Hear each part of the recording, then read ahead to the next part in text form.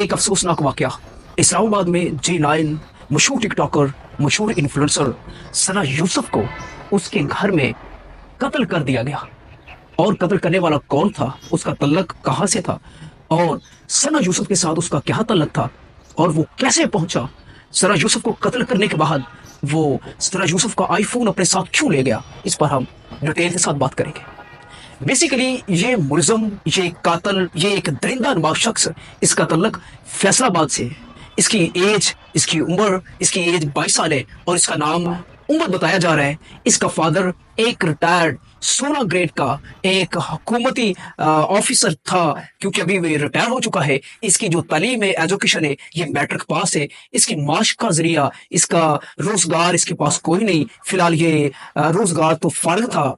Basically इसका तल्लक सना यूसुफ के साथ थ्रू दी सोशल मीडिया से हुआ था, जिसकी वजह से ये सना यूसुफ को डिफरेंट प्रपोजल भेज रहा था। पहले इसने दूसरे के प्रपोजल भेजे, उसके बाद एज ए कंटेक्ट के प्रपोजल भेजे, उसके बाद ये चाहता था बेसिकली उसके साथ जिस्मानी तल्लुकात को कैम करना, जिसकी वजह से सना यूसुफ इसे बार बार इसके प्रपोजल को रिजेक्ट कर रही थी। बेसिकली ये जो केस है, ये केस भी प्रपोजल रिपीटेड रिजेक्शन का केस बनता है।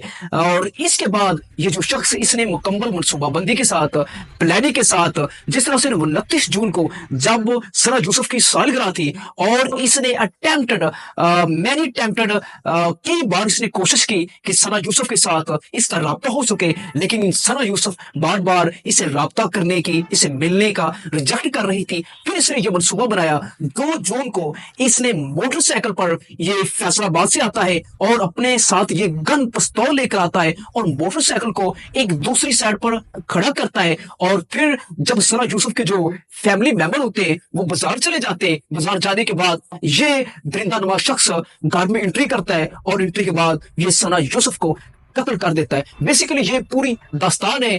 ये केस रिपीटेड प्रपोजल रिजेक्शन का बनता है। बार बार वो अपने प्रपोजल को सना यूसुफ की तरफ सेंड कर रहा था और सना यूसुफ इसे बार बार इसके प्रपोजल को रिजेक्शन कर रही थी, जिसकी वजह से ये दरिंदा नुमा शख्स अपने गुस्से पर काबू ना पा सका और एक मासूम बच्ची 17 साल जो कि मेडिकल की फर्स्ट ईयर की स्टूडेंट थी, इसे कत्ल कर दिया।